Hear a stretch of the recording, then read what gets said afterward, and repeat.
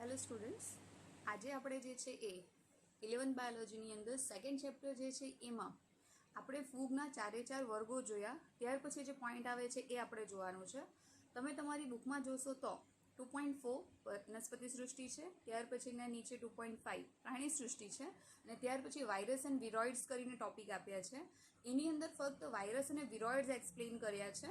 એ સિવાયના જે ઉપરના બે ટોપિક છે બહુ જ શોર્ટમાં એક્સપ્લેન કર્યા છે અને આપણે શોર્ટમાં જ જોઈશું, કારણ કે એના માટે ચેપ્ટર 3 અને પાછળની બાજુએ જે છે તે એના માટેના ચેપ્ટર 4 એક્સપ્લેનેશન જે છે ડિટેલમાં આપી જ છે આપણને.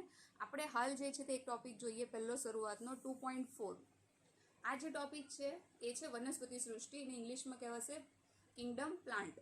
સ્પેલિંગ જોશો તો પ્લાન્ટની સ્પેલિંગમાં છેલ્લે TAE આપ્યું છે, જે આપણે લેટિન ભાષામાં પ્લાન્ટ એ જ રીતે લખાશે. એના માટે આપણે આ જ રીતનો શબ્દ વાપરીશું. એના સામાન્ય લક્ષણો આપ્યા છે, યાદ રાખો. 2 માર્કનો ક્વેશ્ચન જ્યારે આ ચેપ્ટરમાંથી પૂછાય ત્યારે આ જ રીતે પૂછાઈ શકે કે હરિતદ્રવ્ય ધરાવતા જૂથ વિશે અથવા તો હરિતદ્રવ્યની હાજરી ધરાવતી સૃષ્ટિના સામાન્ય લક્ષણો જણાવો.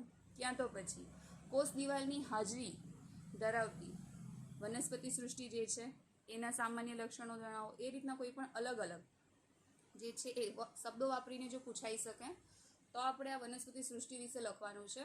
જે રીતે મેં પોઈન્ટ આપ્યા છે તમે એ રીતે જ પોઈન્ટ આપીને લખશો તો 2 માર્કની અંદર બધી માહિતી કવર પણ થશે અને લખાશે. As it is a point નથી લખવાના, એની અંદર થોડું ઘણું એક્સપ્લેનેશન પણ આપણે ઉમેરવાનું છે જે આપણી ટેક્સ્ટ બુકની અંદર છે.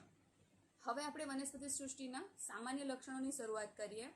તો વનસ્પતિ સૃષ્ટિ જે છે એના સૌથી સામાન્ય લક્ષણોની વાત કરીએ તો સૌથી પહેલું એનું સામાન્ય લક્ષણ આવે છે કે વનસ્પતિ સૃષ્ટિ જે છે એના દરેક સજીવ જે છે એ ક્યાં તો એકકોષીય હોઈ શકે, ક્યાં તો બહુકોષીય હોઈ શકે. એકકોષીય જે છે તે ફક્ત લીલની અંદર આપણને જોવા મળશે.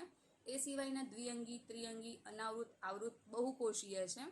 આ ઉપરાંત દરેક કોષ જે છે એ સુસ્પષ્ટ કોષ દિવાલ ધરાવે છે જે સેલ્યુલોઝની બનેલી છે. ઉપરાંત એ સુકોષ કેન્દ્રી છે અને વિપુલ પ્રમાણમાં હરિતદ્રવ્ય ધરાવે છે. આ બધી લક્ષણોને આધારે એને આપણે વનસ્પતિ તરીકે ઓળખીએ છીએ. એટલે કે એવા સજીવો જેની કોષ દિવાલ સેલ્યુલોઝની બનેલી હોય, સુકોષ કેન્દ્રી હોય અને હરિતદ્રવ્ય ધરાવતા હોય તો એવા સજીવોને આપણે વનસ્પતિ તરીકે ઓળખી શકીએ છીએ. એના વિશે આપણે ચેપ્ટર 8માં વધારે ડિટેલમાં ભણીશું કે વનસ્પતિ કોષ જે છે કયા પ્રકારનો હોય છે, એના કોષ કેન્દ્રની લાક્ષણિકતા, કોષ દિવાલની લાક્ષણિકતા, હરિતદ્રવ્ય વિશે, એ સિવાયની બાકીની અંગિકાઓ વિશે આપણે ચેપ્ટર 8 જે છે એની અંદર ભણવાનું છે.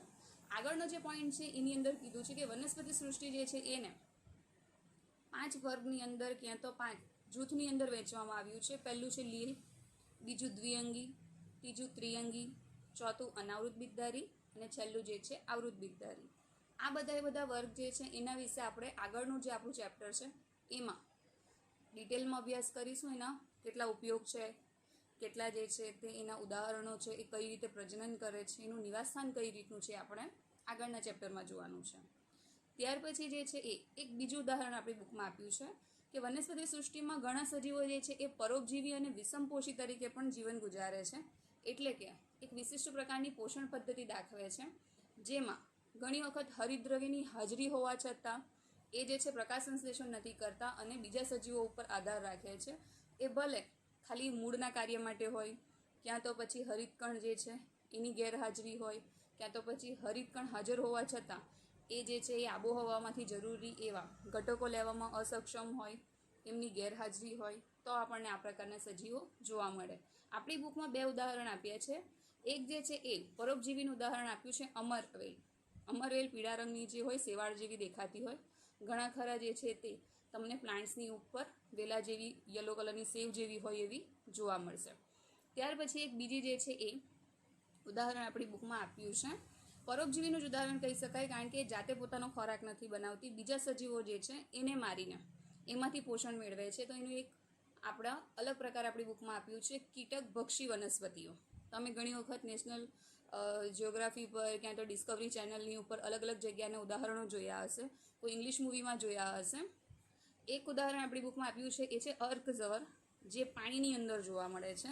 અને બીજું જે છે તે વિનસ મક્ષીપાસ. મક્ષીપાસ જે છે એ પાંજરા જેવી રચના ધરાવે છે કે જેવું એના પર્ણના ફલકની ઉપર એટલે કે પર્ણની સપાટી જે રોમમય હોય છે, કાંટાવાળી હોય છે, એના ઉપર જેવા કોઈ કીટક આવીને બેસે બંધ થઈ જાય છે, તો તેને વિનસ મક્ષીપાસ તરીકે ઓળખવામાં આવે.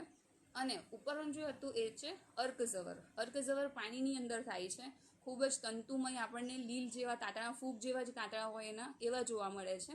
અને એ તાતણાઓની ઉપર આપણને નાના નાના ફુગ્ગા જેવી રચના જોવા મળે છે, જેની અંદર એ પાણીની અંદર જે પ્લવકો હોય, સૂક્ષ્મજીવો જે હોય એમને પકડીને પછી ખોરાક તરીકે ઉપયોગ કરે છે. તો આ બે ઉદાહરણ જે છે એ કીટક પક્ષીને આપણે યાદ રાખીશું.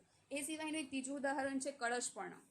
કળશપર્ણ જે છે આપણી ટેક્સ્ટબુકમાં નથી આપેલું, પરંતુ એ આપણા પ્રેક્ટિકલની અંદર આવે છે, જેનો નમૂનો તમને પ્રેક્ટિકલમાં જોવા મળશે. ત્યાર પછી ચોથો એક પોઈન્ટ આપ્યો છે એકાંતરજનન. હવે આ શબ્દ જે છે, આ વ્યાખ્યા જે છે એને ખૂબ યાદ રાખવાનું છે, કારણ કે આગળ જઈને જ્યારે આપણે દ્વિઅંગી, ત્રિઅંગી અને અનાવૃત બીજધારી વનસ્પતિઓનો અભ્યાસ કરીશું ત્યારે એ વનસ્પતિઓનું જે આખું જીવનચક્ર છે એને એનું એકાંતરજનન પણ કહેવાશે. કારણ કે દરેકે દરેક વનસ્પતિ જે છે એ આખું જે એનું જીવનચક્ર પૂરું કરે છે એમાં એ બે અવસ્થાઓમાંથી પસાર થાય છે. એમાં કોઈનામાં એક અવસ્થા પહેલી આવે, કોઈનામાં બીજી અવસ્થા પહેલી આવે, કોઈનામાં એક અવસ્થા મુખ્ય હોય, બીજી અવસ્થા ગૌણ હોઈ શકે. એ વનસ્પતિના જૂથ ઉપર આધાર રાખે છે, પરંતુ આ બે અવસ્થા ખૂબ મુખ્ય છે. અને આ બંને અવસ્થા જે છે એ બોર્ડ પર આપ્યું છે એ રીતે. પહેલી અવસ્થા જે છે તેને દ્વિકીય બીજાણુજનક અવસ્થા કહેવાશે. આ અવસ્થા દરમિયાન જે તે સજીવ વનસ્પતિ જે છે એના દરેકે દરેક કોષ જે છે ટ્વાઇસેન પ્રકારના હશે, અને જે પણ પ્રકારની વૃદ્ધિ અને વિભાજન થશે એ ટ્વાઇસેન પ્રકારના કોષોની અંદર જ થશે અથવા તો એના દ્વારા થશે. બીજી જે અવસ્થા છે તેને એકકીય જન્યુજનક અવસ્થા કહેવાશે.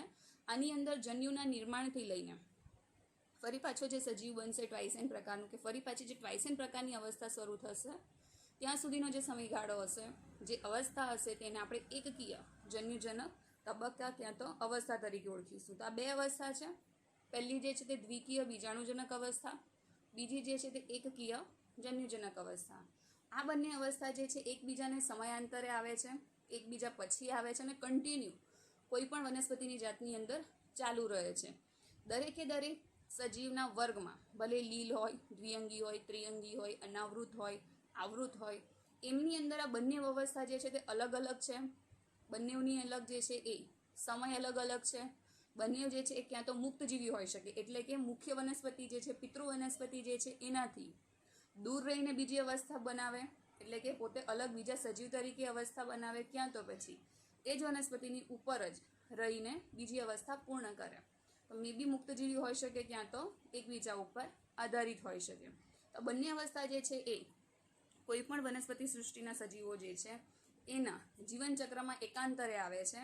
એને કારણે આ જે ઘટના છે તેને એકાંતરજનન કહેવાય. એક પછી એક અવસ્થાઓ જે છે એનું નિર્માણ થાય છે.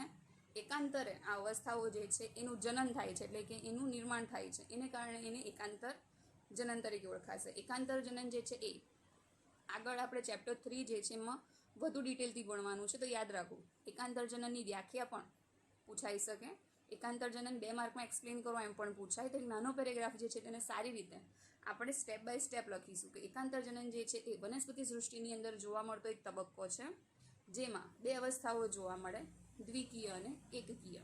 દ્વિકીય જે છે બીજાણુજનક છે, એમાં બીજાણુનું નિર્માણ થશે, એટલે કે જે બીજાણુ હશે એમાંથી આખા સજીવનું નિર્માણ થશે. એમાં ટ્રાઇસેન પ્રકારના કોષો હશે. જ્યારે એકકીય જે છે તે જન્યુજનક અવસ્થા છે, એમાં દરેકે દરેક કોષ જે છે અવસ્થા દરમિયાન એકકીય રહેશે. આ બંને અવસ્થા જે છે એ વનસ્પતિ સૃષ્ટિના દરેકે દરેક જૂથમાં અલગ અલગ હોઈ શકે. કોઈ મુખ્ય હશે, કોઈ ગૌણ હશે. કયા જૂથમાં કઈ અવસ્થા મુખ્ય છે અને ગૌણ છે આપણે નેક્સ્ટ ચેપ્ટરમાં જોઈશું. ઉપરાંત દરેકે દરેક જૂથ પ્રમાણે બંને અવસ્થાનો સમયગાળો લાંબો ટૂંકો હોઈ શકે. બંને એકબીજા ઉપર આધારિત હોઈ શકે, એટલે કે એક જ પિતૃ પર બંને ટકે છે, ખોરાક માટે આધાર રાખે. બંને અવસ્થાઓ એક જ પિતૃ પર પૂર્ણ કરશે, ક્યાં તો પછી એક અવસ્થા જે છે બીજી અવસ્થાથી મુક્ત રીતે બે અલગ અલગ પિતૃ, એટલે કે બે અલગ અલગ સુકાઈ, બે અલગ અલગ વનસ્પતિ દેહ તરીકે આપણને જોવા મળશે. તો એને કહેવાશે એકાંતર જનન. તો અહીંયા આપણી વનસ્પતિ સૃષ્ટિ પૂર્ણ થશે.